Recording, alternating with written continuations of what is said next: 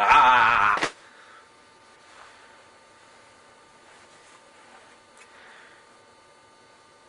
The hell? How long has this been in here? This might have been a little more timely a few weeks ago when Terminator Salvation was released to theaters, but in the end, I don't think anyone's really going to notice. Upon doing research for about any European exploitation flick, you'll most definitely find about 50 alternate titles to each movie. And whether or not the movie in question is a ripoff or not, you'll find some alternate titles that really want to make you think that the movie is a microfraction as good as a more popular and higher budgeted film. For instance, a rare alternate title for pod people is Return of E.T., or movies like La Casa 4, which in some circles calls itself Return of the Exorcist. Or how about another title for La Casa 4 that cuts right through the bullshit and simply calls itself Evil Dead 4 or Ghost House 2? Make up your fucking mind. Is it 2 or 4? Then there's Naked Exorcisms, total permission that you can just simply call it Exorcist 3. Should we even get into the 50 billion unofficial zombie sequels? But one of the most blatant examples I've seen of unofficial sequelization is Brueno Mattei's Terminator 2.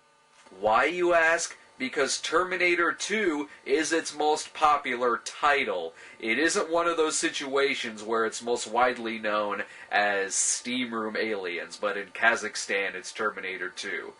No, this movie is most famously known as Terminator 2. Hey, can't you hear us? Hurry, they're coming, they're coming! Help! Look at IMDb. It proudly tells us that if you simply look at this page, you could figure that Brueno Mattei beat James Cameron to the punch by about 2 years. How many people do you think this confused? Because of rights issues, I don't think the movie has ever been released in the United States under the title of Terminator 2. In fact, I don't even think it's been released in the United States at all, not even under its other alternate title, Shocking Dark. But no one calls it that. It's much more fun to fuck with friends by calling it Terminator 2, and you can even take it a step further by telling them that it's from the director of Jaws 5. But do you want to know the biggest bitch about this fucking movie? It's not even a fucking Terminator ripoff. How bad is it that your ripoff will piss off even the biggest fans of ripoff movies? Because you fucking knocked off the wrong movie! The movie is actually a ripoff of Aliens. A huge ripoff of Aliens. They fucking stole from the wrong James Cameron film. Why don't I just take my video camera, shoot a movie about flying piranha, and call it The Abyss 2? Brueno Mattei's Terminator 2 takes place in Venice after the fall of civilization. You know that it's post-apocalyptic because they filmed exterior shots of Venice on a really foggy day. The majority of this film takes place in a basement factory that you have to be impressed with, because even after the apocalypse, it still manages to serve as the best steam and sparks factory on the face of the planet. Our heroes are a team of soldiers known as the Megaforce. Great, so they've ripped off Aliens and Megaforce. What kind of a stupid combination is that? Why don't they just throw in some Leviathan and Masters of the Universe while they're at it? All I know is that this movie better not have any cheesy action-sploitation moments in it. All right, you bunch of pussies, I'm back and I'm kicking ass. Boo! This movie has somehow found a way to make the Megaforce look even more homoerotic. Yeah, but they didn't have the Marines from the Megaforce. Notice that this Megaforce isn't quite as high-tech as the other one. What's this? New regiment toys? Oh wow, it's a fucking shotgun! So the Megaforce is sent underneath the ruined city of Venice to track down monsters in rubber suits that were created in a genetics experiment gone horribly, horribly wrong. Best of my knowledge, here's what the monsters do. They turn you into cocoons and make you think that you're actually starring in a musical. You're gonna die, die, die. Who are you? Why did you shoot at us?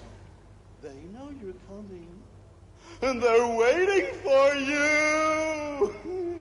I know. Right now it only looks a little like Aliens, but just wait until Newt comes into the picture.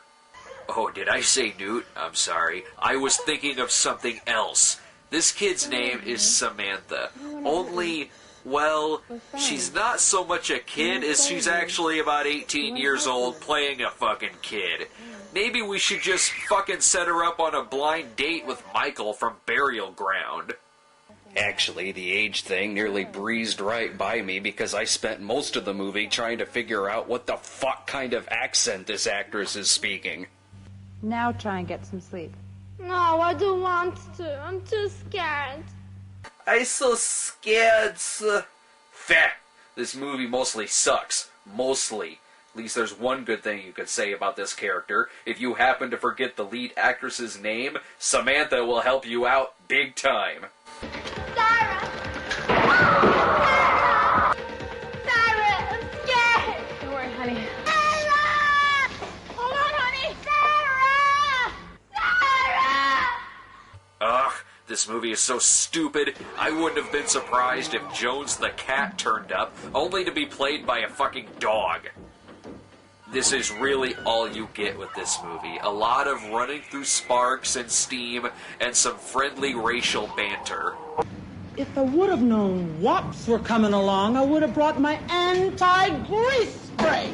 Sit on this, Black Beauty. Sit on this, grease ball! Oh, let me see your friend. They're the best of friends. After a while, I just kept looking at the surroundings and thinking that this movie is actually taking place in the movie Space Mutiny. Oh, Calgon, take me away. Every now and then it cuts back and forth to the control center, and why it does that, I have absolutely no fucking idea.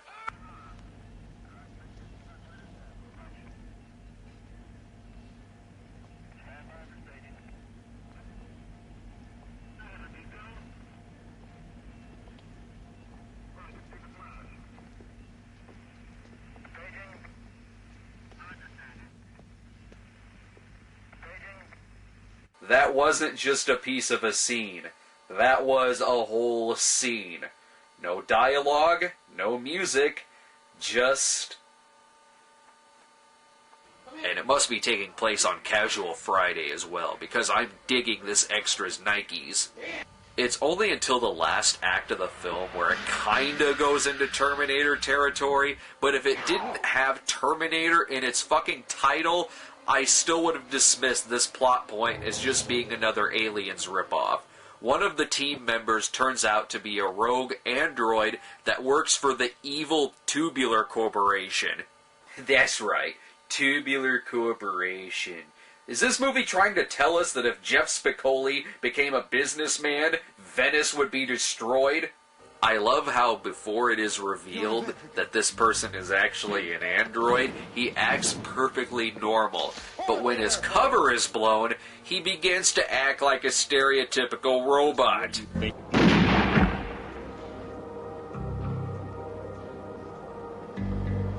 You still haven't realized that I'm immortal. Immortal my ass. I get the feeling that these are the rubber-skinned cyborgs that Kyle Reece was talking about. You can pretty much pick up any weapon you want, and it'll put this thing out of commission for about 20 minutes. God damn it, is there anything else about this movie that can piss me off? Foster, hey, where are you? How dare you, movie? How dare you? Well, it goes without saying that if I want to see a Terminator 2 movie, I'll stick with real Terminator 2 movies like Terminator 2, thank you very much. Oh yeah, there's also some time travel in the movie too. That's it. Fuck this movie. Fuck this movie. Game over, man. over! Faster, fuck off.